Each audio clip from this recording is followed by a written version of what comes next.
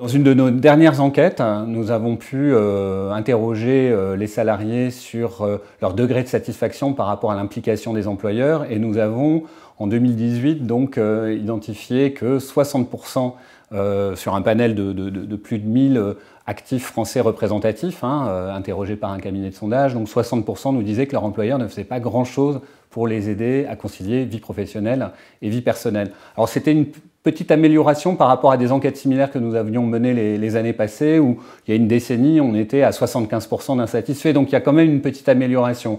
Mais on voit que la demande est très forte de la part du corps social et que même si les entreprises agissent en mettant en place un certain nombre d'actions, les salariés sont vraiment très en demande et de plus en plus en demande. Alors si les attentes portaient beaucoup sur des sujets de garde d'enfants il y a une dizaine d'années, sur des sujets de services, de soutien financier, on voit de plus en plus dans le top 10 des mesures les plus plébiscitées des sujets liés à l'organisation du travail, notamment une demande de flexibilité dans les horaires, dans la façon de s'organiser.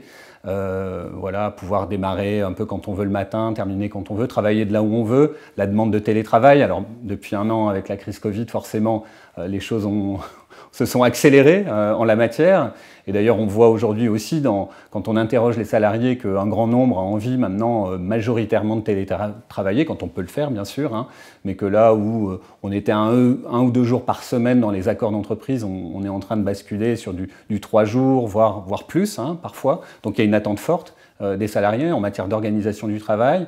Il y a une attente forte aussi vis-à-vis du management, d'avoir un management à l'écoute, capable de recevoir des demandes en matière de parentalité, d'équilibre des temps de vie, de pouvoir dialoguer même face à des questionnements, des difficultés, voilà, dans les principales attentes.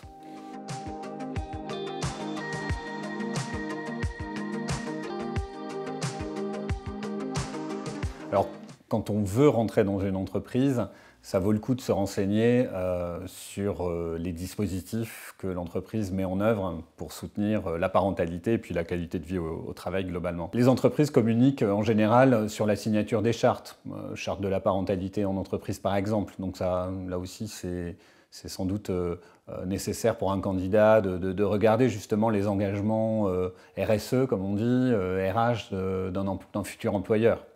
Ça peut valoir aussi le coup de se renseigner un peu sur les réseaux sociaux, même si parfois on peut regretter qu'ils soient un peu le miroir grossissant de ce qui va mal et que ce qui va bien soit un peu moins mis en exergue. Mais malgré tout, ça peut aussi donner des informations. Si via LinkedIn, il peut trouver quelqu'un dans ses camarades de promotion dans l'université ou l'école qu'il a faite ou dans son réseau, enfin, voilà, trouver des gens aussi qui vont pouvoir qui travaillent dans cette entreprise et qui vont pouvoir lui dire un peu comment ça se passe. Alors après, lors d'un entretien de recrutement, les recruteurs nous disent que ces sujets sont de plus en plus abordés. Certains recruteurs les abordent d'ailleurs eux-mêmes directement pour valoriser, comme on dit, la marque employeur, donc pour attirer finalement, autant que faire se peut, les bons candidats. Donc aujourd'hui, on sait que c'est une attente forte des candidats, ces sujets de parentalité, d'équilibre des temps de vie, de qualité de vie, de prévention du stress, etc. Enfin, on attend d'intégrer une entreprise qui va bien s'occuper des personnes, tout simplement. Donc les recruteurs qui je dirais, savent qu'il y a des bonnes pratiques dans leur entreprise ne vont pas hésiter à le mettre en exergue. Les recruteurs sont moins surpris peut-être qu'il y a une décennie de voir un candidat aborder ces sujets.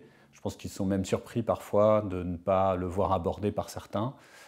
Donc au fond, ça fait partie du contrat aussi, du contrat de confiance, du contrat implicite aussi avec l'employeur.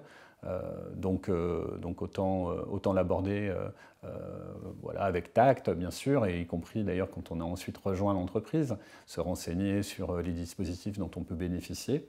Et on constate que souvent ces dispositifs, en faveur de la parentalité notamment, sont peu connus par les collaboratrices et les collaborateurs. D'ailleurs, le fait de signer la charte de la parentalité en entreprise est souvent une occasion pour des employeurs pour quelque part faire une campagne de com, on va dire, interne pour rappeler tout ce qui est fait, tout ce qui est mis à disposition, et puis peut-être aussi annoncer des nouvelles mesures sur lesquelles l'entreprise s'engage pour les mois à venir. Ne pas hésiter à poser des questions, à consulter aussi les outils de communication interne, les intranets, les SharePoint, etc. pour aller voir les dispositifs et puis aussi questionner les personnes ressources dans l'entreprise, un responsable RH, un délégué du personnel, voir son propre manager, là aussi peut-être en choisissant le bon moment pour le faire peut-être en expliquant aussi des contraintes qu'on peut avoir ou une pure curiosité de connaissance d'un dispositif pour le cas où une situation se présenterait sans forcément que ce soit à court terme nécessaire, vous voyez. Moi, j'insiste beaucoup dans cette communication des collaboratrices, des collaborateurs vers l'entreprise, vers le management, sur le fait d'oser, c'est important, surtout ne pas s'auto-censurer, mais en même temps, toujours se mettre à la place de l'autre, choisir peut-être le moment. Des moments informels peut-être peuvent s'y prêter plus facilement autour de la machine à café quand on rentre de week-end ou qu'on parle des vacances, des dernières vacances, des vacances à venir, enfin voilà, où le sujet vie personnelle émerge et où il est peut-être plus facile à ce moment-là de rebondir en posant une question, etc. Bon, quand je dis choisir son moment, c'est éviter de le faire entre deux portes, à un moment où peut-être le manager est très stressé par un sujet, ne va pas être disponible, pas à l'écoute.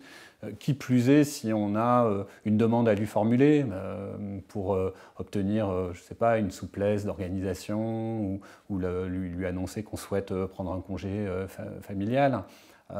Voilà, peut-être aussi anticiper par rapport au contexte de l'équipe à l'instant T. Donc voilà, c'est une question aussi d'intelligence des situations.